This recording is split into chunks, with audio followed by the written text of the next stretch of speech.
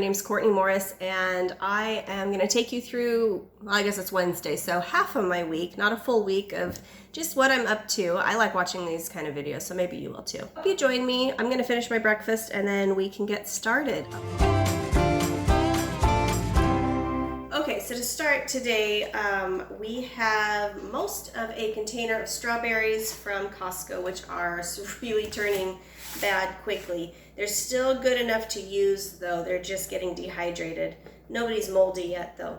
So what I'm gonna do is I'm gonna turn this into a freezer jam, which I know is gonna not last me more than probably 2 or 3 days because the kids will eat that rather than this. I don't know why, but you know what? I love a good strawberry freezer jam, and I like this because there's not a lot of sugar in it. There's no pectin. It's super easy. So basically, it's for every 2 pounds of strawberries, it's a half a cup of sugar. So I have actually 1 pound exactly, which is awesome. So I just need a 1/4 cup of sugar, and we'll take this over to the stove. Okay, so we're going to turn the heat on to high. I'm just gonna dump those in. Oh, natural gas stinks sometimes. And then 1/4 cup or 4 tablespoons of sugar. 2, 3, 4. Now we just mash it around, kind of get some of the juices going. Okay, so we are going to let that boil for about 10 minutes. I'm going to stir it every couple minutes until it gets thick and threatens to stick to the bottom of the pan. You could use a candy thermometer, but somebody put mine through the dishwasher and it doesn't work anymore. But I've done this enough times to where I kind of know what to look for. Okay, so we've got this at a nice rolling boil. I'm stirring every couple minutes so it doesn't completely stick. And yeah, this is going to be good. It smells amazing. Okay, we've got 30 seconds on the clock. You can see how much, let's focus a little bit. You can see how much thicker that has gotten.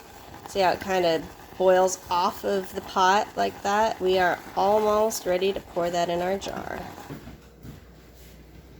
Okay, so now that that is cooked, we're gonna let it cool in a jar. Get yourself a funnel. I don't know where my canning funnel is, so I just have a normal one that I use in the kitchen. And just get it into your jar. It's super hot, so be careful.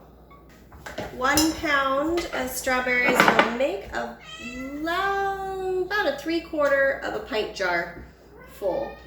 And I'm not actually canning this. This is going to be freezer jam, so I'm just going to stick the lid on and go stick it in the freezer.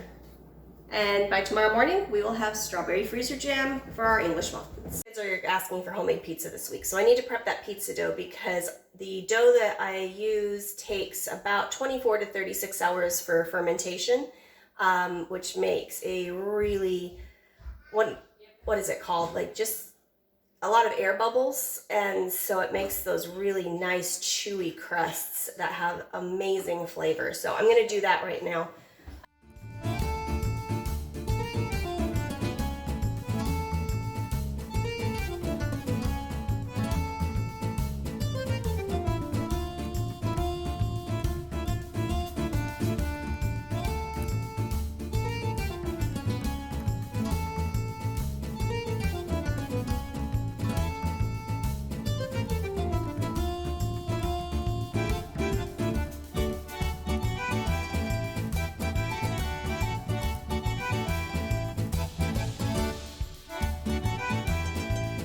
Okay, so now we've got a nice ball of pizza dough.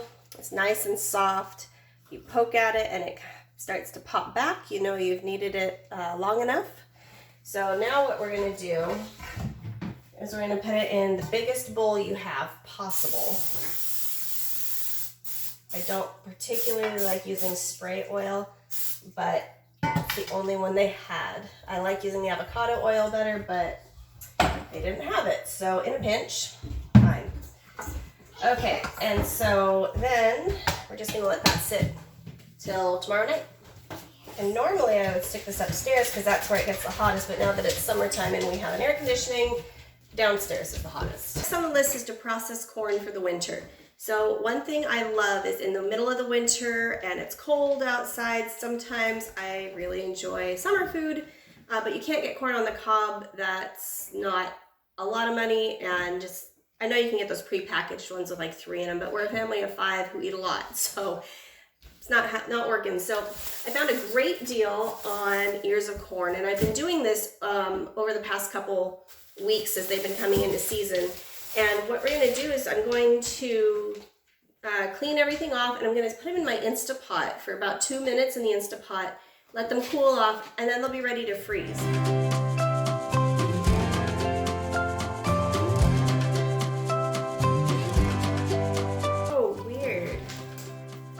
Okay, I've never seen anyone like this. Let's see if you can see this.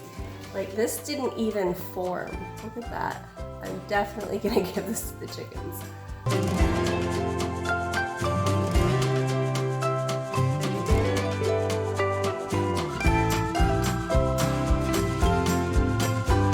This is gonna take 2 rounds, but they only take 2 minutes each, so maybe about, what, 10 minutes total?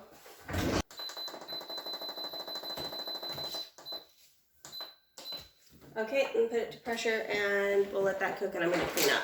Okay, so one other thing that I just remembered while I've got everything out and I'm in prepping mode is we are starting to get zucchinis, more zucchini than we can eat in dinners and on vegetable trays. So what I like to do is I like to shred it and freeze it because I can make zucchini bread whenever I want, which is really nice. Eventually I'm gonna make a zucchini relish, but that's gonna be another day. Another day, another zucchini.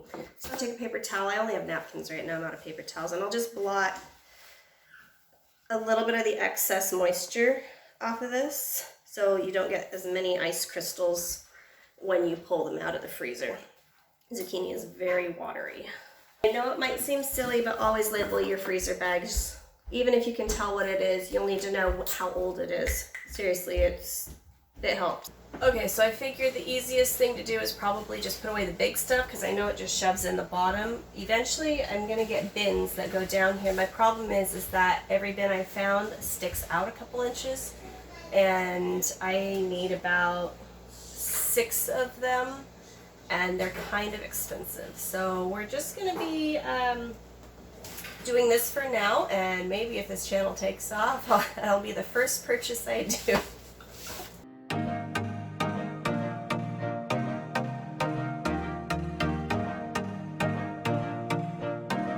Okay, so the bottom row here, this is my stuff I use like almost daily. My sushi rice, my flour, my sugar, my whole sorghum, which I make for cracked sorghum cereal for my husband in the morning, or I make flour out of it and make some really good bread. And then these are my extras. So just getting that off the floor, I feel has made, oh, I'm gonna try not to make you seasick, has made a bit of a difference, of course, but man, it's still a mess. Yeah.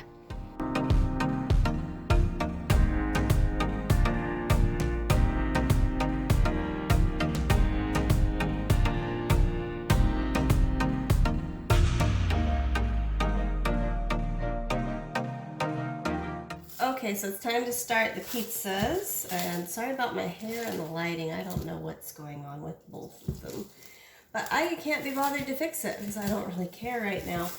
All right, so this has been sitting since 11 o'clock yesterday, so 24, 7, 28, 30 hours, and oh, it smells boozy.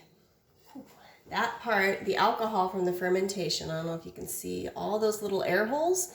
That is the air bubbles from the fermentation process, and that boozy smell and the alcohol content that is created from that will all cook out, but it gives it an amazing flavor.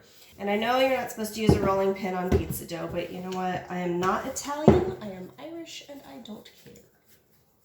And I am liking the boozy smell, so there. We've really come to like making homemade pizza a lot for dinner, and the leftovers the next day are amazing, and it has saved us so much money from going out to eat, getting pizza at a restaurant, because we're a family of 5 and that is super expensive, and there's way better food to go buy for that much money if you're going to a restaurant.